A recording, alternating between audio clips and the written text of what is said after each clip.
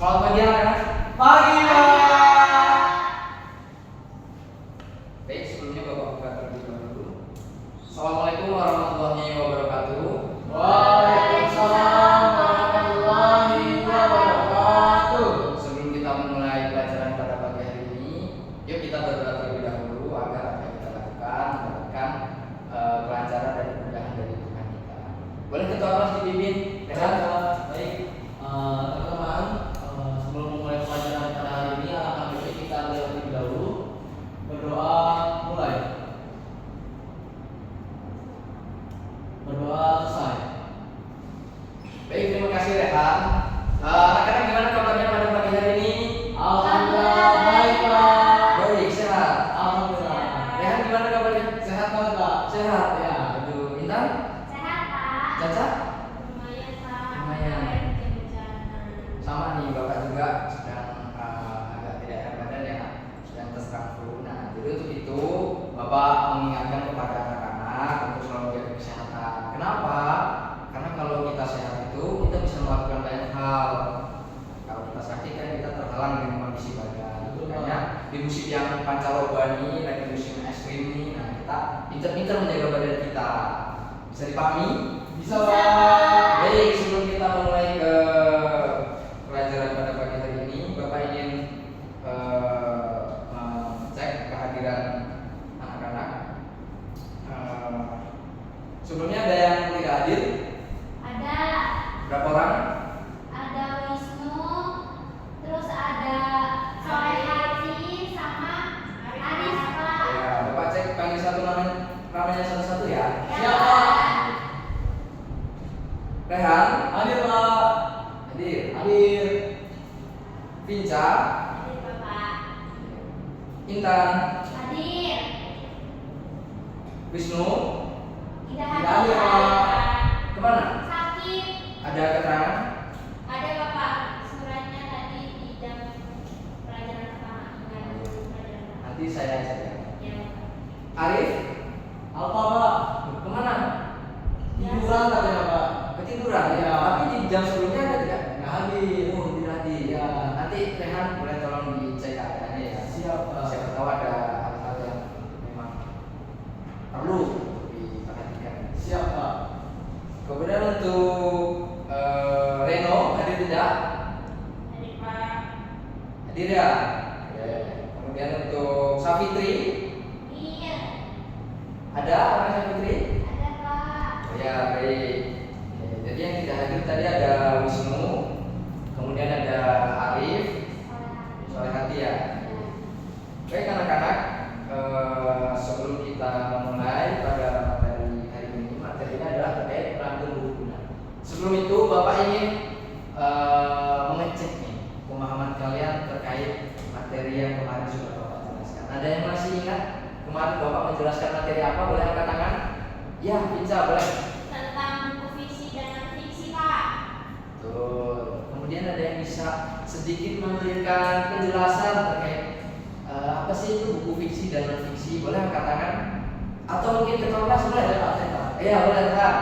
Terkait buku fiksi itu biasanya bersifat khayal, Pak. Ayo gimana tuh maksudnya kayak? Jadi isinya itu tidak nyata. Jadi ada tambahan-tambahan apa ya namanya, Pak? Imajinasi. Imajinasi. Ada lagi yang bisa menambahkan satu? Saya. Ya boleh. Yaitu pengertian buku non-fiksi, Pak. Saya tahu, saya itu bukunya itu menyajikan informasi, pengetahuan atau wawasan yang berdasarkan fakta. Betul. Kalau Bapak lihat dari penjelasan anak-anak ini, sepertinya kurang lebih kalian sudah paham ya terkait materi ini. Boleh kita tuh kasih tepuk tangan? Sekarang Bapak mau tanya, ini buku fiksi atau non fiksi? Fiksi. Pak. Yang fiksi yang katakan? Oke. Yang non fiksi? Tidak ada, Tidak Pak. ada. Ada satu ya. Oh iya ada, Pak. Coba Vinca, kenapa ini buku non fiksi? Fiksi itu, Pak. Fiksi, Oh, Pak. fiksi ya? Fiksi, Iya. Pak. Intermezzo. Iya. Ya, Pak. Mengapa ini disebut buku fiksi? Karena tidak terkait pada fakta atau realitas, Pak. Kalau dari Rehan apa? Seperti yang saya jelaskan tadi, baca hayalannya Pak. Ya. Kalian sudah tahu ini buku tentang apa? Puisi. Puisi. Ya. Kenapa kok bisa bilang buku puisi? Karena ada tulisannya puisi. Oh iya betul. Benar ya anak-anak, ini adalah buku antologi puisi dan ini termasuk dalam buku fiksi. Fiksi itu ya bersifat imajinatif, khayalan dan tidak didasarkan pada kaidah ilmu tertentu.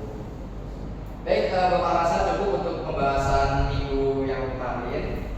Kita masuk ke pembahasan pada hari ini yaitu terkait bahan buku. Nah, kemarin kan kita sudah membahas terkait buku fiksi dan fiksi. Kemarin saya ingat Bapak menginstruksikan kepada anak-anak untuk membawa satu buku, terserah buku apa saja. Bapak mau cek dong, coba Vinca ada yang bawa? Ada yang dibawa? Kenapa lupa? Ketinggalan mengucapkan tadi Pak bilang. Maaf ya, Pak. Intan? Saya yang bawa Pak. Mana bukunya terdekat? Ini. Buku apa itu? Ini kumpulan cerpen. Cerpen. Ya. Rehan bawa? Bawa. Buku apa itu bisa jelaskan? Ini terkait dengan antologi cerpen Pak. Oh, antologi. Ya, tapi tidak ada covernya Pak. Oh, ya, oke. Kenapa Bapak kemarin menginstruksikan untuk anak-anak membawa satu buku? Karena ini berkaitan dengan pelajaran kita hari ini, yaitu tentang merangkum buku. Nah, Bapak mau tanya terlebih dahulu, ada yang sudah tahu apa itu merangkum? Boleh? Ya, angkat tangannya. Ya, bisa. Silakan. Merangkum itu kita menyajikan inti-inti dari suatu bacaan atau teks yang kita rangkum. Baik. Boleh kasih tepuk tangan untuk Vincent? Ada lagi yang bisa menambahkan? Tidak ada ya? Oke. Saya Pak. Oh ya, Intan boleh. Rangkuman itu adalah bentuk singkat dari suatu tulisan. Misalnya kayak kita diberikan buku, lalu guru merangkum atau menyingkat jelas, singkat dan padat gitu, agar bisa menjadi sebuah rangkuman dari buku tersebut gitu Pak. Baik, boleh kasih tepuk tangan untuk Rehan mau menambahkan atau tidak? Cukup Pak. Cukup. Baik. Tadi sudah betul dan sudah baik apa yang disampaikan oleh teman-teman kalian terkait merangkum itu apa. Agar lebih jelasnya Bapak tampilkan di Salindia. Boleh Rehan minta tolong untuk dibacakan? Baik Pak, terkait merangkum buku. Merangkum buku adalah proses menyajikan intisari, ide utama dan informasi penting dari sebuah buku dalam bentuk yang lebih singkat, padat dan jelas, dengan menggunakan kata-kata sendiri tanpa mengubah makna aslinya. Baik, terima kasih Rehan sudah membantu Bapak untuk membaca pengertian. Jadi sudah jelas ya anak-anak, merangkum buku itu apa? Merangkum buku itu meringkas isi buku dengan menyajikan intisarinya saja, gagasan pokoknya. Jadi ketika kalian membaca buku nih, misal buku cerpen, kalian baca dulu itu dari awal sampai akhir, baru setelah itu kalian bisa merangkumnya. Karena rangkuman itu isinya intisari, kemudian ide utama, informasi penting dari sebuah buku. Tuh, ini untuk pengertiannya ya. Dan kita lanjut lagi. Nah, ini anak-anak. Tentu kalau misalnya kita mau merangkum itu kita nggak boleh asal-asalan. Meskipun dari definisinya tadi kan merangkum buku menyingkat buku ya, dia menjadikan lebih padat dan lebih jelas. Kita ambil intisarinya saja, tapi ada dua hal nih yang perlu diperhatikan. Kalau misalnya kalian mau merangkum sebuah buku, apa tuh Pak? Nah ini yang pertama, merangkum berdasarkan gagasan pokok. Karena kan tadi sudah jelas ya di pengertian bahwa rangkuman itu isinya gagasan pokok. Gitu. Jadi yang dirangkum itu ya gagasan pokoknya saja, intisarinya. Kemudian yang kedua, membuat peta pikiran untuk merangkum. Ada yang paham maksudnya gimana? Boleh angkat tangan? Nggak paham Pak. Apa itu Pak? Belum tahu ya? Belum. Nah, jadi gini anak-anak. Peta pikiran itu apa Pak? Peta pikiran untuk merangkum di sini maksudnya, misal kita sudah membaca sebuah buku nih, nah, kita buat dulu. Misal ini intisari dari paragraf pertama itu apa, kemudian ini peristiwanya terkait apa yang diceritakan di paragraf pertama, kemudian paragraf selanjutnya itu ide pokoknya apa. Itu berarti kita dengan kata lain kita bedah satu persatu. di paragraf ini, kemudian paragraf selanjutnya membahas tentang apa. Nah, itu kita tulis satu-satu. Baru setelah itu kita bisa membuat rangkuman buku.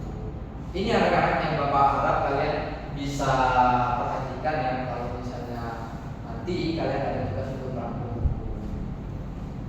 Baik, selanjutnya, nah ini terkait cara merangkum. Yang pertama bisa diperhatikan membaca dan memahami buku. Tentu, tapi ada nggak dari kalian di sini yang pernah merangkum tapi belum membaca bukunya sama sekali? Ada? Belum. Belum pernah? Tidak pernah. Tapi sudah pernah merangkum sebelumnya? Sudah. Sudah. Coba Intan, buku apa yang dirangkum waktu itu? Waktu itu saya merangkum buku bahasa Indonesia Pak, yaitu teks deskripsi. Tes deskripsi. Ya. Ada lagi yang sudah pernah merangkum? Ya, Tica? Sama Pak, tentang teks deskripsi. Jadi saya tuh nggak dibaca buku yang dipahami itu, tapi langsung merangkum sambil baca sambil pahami. Oh, nah ini ya anak-anak yang perlu diperhatikan. Jadi yang pertama kita harus membaca terlebih dahulu. Untuk apa Pak? Ya kita lebih paham dengan isinya. Karena kan kita merangkum itu nggak asal-asalan ya. Nah jadi kita harus membaca dan memahami bukunya terlebih dahulu. Kemudian yang selanjutnya mencatat dan mengidentifikasi gagasan utama. Kita sebelum merangkum itu kita perlu catat dulu tuh. Setelah kita baca, misal lihat baca buku cerpen nih tentang si kancil dan buaya. Nah, kita catat tuh hidup pokok gagasan utamanya apa, poin-poinnya. Nah, baru setelah itu ketiga kita menyusun dan menulis rangkuman. Nah, ini mulai mencatat, catatan kita. Baru yang terakhir itu revisi dan penyempurnaan. Kalau kita udah merangkum, kita cek tuh, kita baca lagi anak-anak dari awal sampai akhir. Kira-kira ada yang kurang nggak nih dari rangkuman kita ini? Misalnya ada yang nggak pas atau nggak sesuai dengan bukunya, bisa kita revisi. Begitu. Ada yang mau ditanyakan atau masih bingung terkait merangkum buku? Ya, boleh baca. Pak, revisi dan penyempurnaan itu maksudnya gimana ya? Kita udah merangkum. Kan kita nggak tentu tahu dari hasil revisi kita itu benar-benar benar atau enggak. Maksudnya, oke, pertanyaannya bagus. Boleh kasih tepuk tangan. Nah, ini yang terkadang dilupakan sama kebanyakan orang kalau misalnya merangkum. Jadi ketika mereka merangkum itu sudah selesai. Kalau sudah selesai ya sudah. Nah, ini yang harus diperhatikan. Mengapa harus ada revisi dan penyempurnaan? Terkadang ketika kita menulis itu kan pasti ada kesalahan huruf nih, atau mungkin tanda komanya salah, tanda titiknya hilang atau kemana. Nah itu kita perlu disempurnakan tuh, direvisi, kira-kira apa yang kurang gitu. Karena kan rangkuman ini tentu konteksnya di sini gak cuma buat kita aja, ya kan? Kita bisa untuk orang yang membaca rangkuman kita gitu. Baik, ada yang masih mau ditanyakan lagi? Ada yang kurang paham? Cukup Pak. Ya, gimana Rehan? Kan di situ dijelaskan bahwa mencatat dan mengidentifikasi gagasan utama. Ya. Nah, terkait gagasan utama itu sendiri Pak, apakah di awal saja atau ada di tengah atau di akhir Pak? Gagasan utama? Iya. Baik, pertanyaannya yang bagus. Boleh kasih tuan nomor berapa? Nah, gagasan utama itu anak-anak beda ya dengan kalimat utama dari buku pokok. Jadi kalau kalimat utama itu kan pas tentunya ada di awal, di pokok juga bisa di awal ataupun di akhir. Nah, kalau gagasan utama ini dia pikiran utamanya dari suatu paragraf misalnya, atau dari suatu kalimat gagasan utamanya itu apa. Misal mereka baca nih di paragraf pertama tentang si kancil, yaitu menceritakan siapa si kancil itu, dari mana dia berasal. Berarti gagasan utamanya apa? Ada yang bisa kasih tahu? Misal di paragraf pertama menceritakan tentang si kancil. Si kancil ini dari mana? Dia tinggalnya di mana? Kebiasaannya apa? Hobinya apa? Ada yang bisa? Tidak Pak. Tidak. Nah, berarti itu gagasannya utama. Gagasan utamanya adalah tentang perkenalan si kancil. Begitu. Bisa dipahami? Bisa Pak. Bisa. Baik. Sebelum kita mengakhiri pelajaran pada pagi hari ini,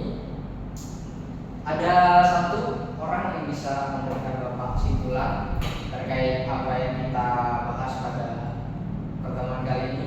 Intan Pak. Boleh? Siapa? Intan? Saya, Pak. Ya, silakan. Baik, izin menyimpulkan Pak dari materi yang sudah Bapak sampaikan, yaitu tadi ada pengertian, Ya. yaitu proses menyajikan intisari atau ide utama, misalnya seperti menyingkat atau menyingkat sebuah buku dalam bentuk lebih singkat, padat, jelas. Lalu ada merangkum buku, itu dalam merangkum buku ada beberapa hal yang bisa dilakukan sebelum merangkum buku. Yang pertama yaitu ada merangkum berdasarkan gagasan tokoh.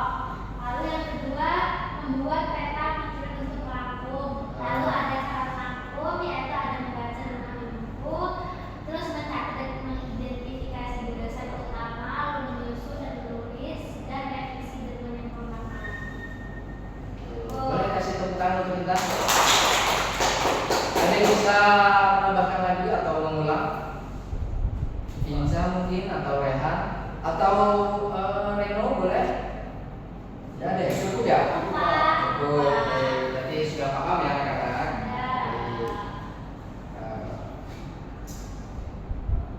Sebelum Bapak akhiri, Bapak ada satu tugas untuk kalian kerjakan. Jadi silakan nanti di rumah anak-anak baca satu buku. Bapak rekomendasikan itu buku yang fiksi ya, agar kita lebih mudah untuk merangkumnya. Silakan kalian baca satu bab saja, nggak usah yang satu buku penuh, satu bab saja. Kalian baca, pahami, lalu kalian buat rangkuman dari bab itu. Paham? Kalau paham, silakan dikerjakan. Kemudian pertemuan depan akan Bapak bahas dan akan Bapak beri nilai untuk pelajaran kalian. Baik, Pak. Bisa dipahami? Bisa, Bisa, Pak. Baik. Sebelum kita mengakhiri pertemuan pada pagi hari ini, boleh saya dipimpin untuk berdoa? Baik Pak, teman-teman semua, alangkah baiknya kita sebelum akhir pelajaran berdoa terlebih dahulu. Berdoa mulai. Berdoa selesai. Baik anak-anak, Bapak rasa cukup untuk pertemuan kita pada hari ini yang membahas tentang materi merangkum buku. Bapak harap kalian bisa paham dengan materi yang Bapak sampaikan. Kemudian kalau ada pertanyaan atau yang dibingungkan, boleh ditanyakan kepada Bapak langsung, boleh temui Bapak di ruangan, ataupun disimpan dulu pertanyaannya, nanti di pertemuan depan boleh ditanyakan. Kemudian pesan Bapak, karena cuacanya sedang ekstrim, tolong jaga kesehatan karena kesehatan itu mahal. Baik, Pak. Mungkin itu yang dapat Bapak sampaikan. Jika ada salah kata, Bapak mohon maaf.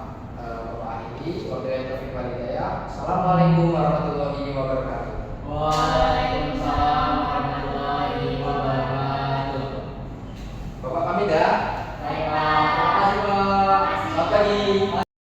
Panduan observasi keterampilan membuka dan menutup pelajaran. Nama calon guru Anggi Agustian Prabowo dengan NPM 2313041042, tanggal 3 Oktober 2025, waktu 14.00 waktu Indonesia Barat.